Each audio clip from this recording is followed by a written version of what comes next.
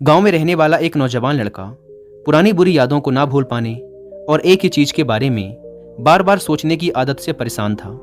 अगर उसे कोई कुछ कह देता या फिर उसके साथ कुछ थोड़ा सा भी गलत हो जाता तो वो बस उसी एक घटना के बारे में पूरे दिन सोचता रहता। वही बात उसके दिमाग में हर समय घूमती रहती। फिर वो या तो अपने साथ हुई किसी बुरी घटना के लिए अपनी किस्मत और भगवान को कोसता रहता या फिर अपने मन में उस इंसान से बदला लेने के ख्याली पुलाव बनाता रहता जिसने उसे कुछ कह दिया था या उसके साथ कुछ गलत किया था। अपने इस ज़्यादा सोचने की आदत की वजह से ना तो लोगों के साथ उसके अच्छे रिश्ते थे और ना ही वह किसी काम को अच्छे से कर पाता था। वह हर समय तनाव व मानसिक अशांति की स्थिति में रहता। उसकी ऐसी हालत को देखकर उसके एक मित्र ने उसे सलाह दी कि यहाँ पास के ही एक बौद्ध मठ में एक जैन मास्टर रहते हैं, तुम उनके पास जाओ, वो तुम्हारी इस मानसिक समस्या का कोई ना कोई समाधान अवश्य बता देंगे। वह नौजवान लड़का जैन मास्टर के पास जाता है और अपनी समस्या उन्हें बताता है कि कैसे वो एक ही घटना के बारे में बार बार सोचता रहता है और पुरानी बुरी बातों व यादों को भूल नहीं पाता। लड़के की समस्या सुनने के बाद जैन मास्टर वहाँ से उठकर मठ के अंदर चले जाते हैं। जैन मास्टर का बिना कुछ उत्तर दिए यूं उठकर चले जाना लड़के को कुछ अजीब सा लगता है, लेकिन वो फिर भी वहीं बैठा रहता है। थोड़ी देर बाद वह देखता है कि जैन मास्टर मिट्टी की गिलास में पानी भरकर उसकी तरफ चले आ रहे हैं। जैन मास्टर लड़के के पास आकर खड़े हो जाते हैं तो लड़का भी उनके सामने खड़ा हो जाता है। जैन मास्टर लड़के से पूछते हैं, बताओ इस गिलास का वजन कितना होगा? लड़के ने कहा, मैं एकदम सटीक तो नहीं बता सकता, लेकिन इस गिलास का वजन बहुत ही कम है।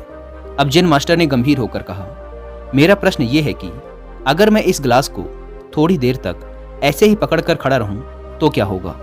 लड़के ने कहा, कुछ भी नहीं होगा। जैन मास्टर ने फिर पूछा, अगर मैं इस गिलास को इसी तरह 1 घंटे तक पकड़ कर रखूं तो क्या होगा? आपके हाथ में दर्द होना शुरू हो जाएगा। लड़के ने कहा। जैन मास्टर ने फिर प्रश्न किया, अगर मैं इस गिलास को ठीक इसी तरह पूरे दिन पकड़ कर रखूं तब क्या होगा? आपके हाथ में बहुत ही भयंकर दर्द होना शुरू हो जाएगा। आपका हाथ सुन्न भी हो सकता है, आपकी मांसपेशियों में भारी तनाव आ सकता है और यहाँ तक कि आपके हाथ को लकवा भी मार सकता है। लड़के ने गंभीर शब्दों में कहा। जैन मास्टर ने कहा, बहुत बढ़िया, लेकिन क्या इस दौरान गिलास का वजन बदला? लड़के ने कहा, नहीं, वजन तो नहीं बढ़ा। तब भला हाथ में दर्द और मांसपेशियों में तनाव क्यों आया? जैन मास्टर ने पूछा। बहुत समय तक पकड़े रहने के कारण, लड़के ने जवाब दिया। जैन मास्टर ने फिर प्रश्न किया, अब इस दर्द से छुटकारा पाने के लिए मैं क्या करूं? गिलास को नीचे रख दीजिए। लड़के ने कहा। जैन मास्टर ने कहा, बिल्कुल सही, और जीवन की परेशानियां भी कुछ इसी तरह होती हैं। इन्हें कुछ देर तक अपने दिमाग में रखिए और लगेगा कि सब कुछ ठीक है। उनके बारे में ज़्यादा देर तक सोचिए और आपको पीड़ा होने लग जाएगी, और इन्हें और भी देर तक अपने दिमाग में रखिए, फिर ये आपको अशांत व पागल करने लग जाएंगी और आप कुछ भी नहीं कर पाएंगे।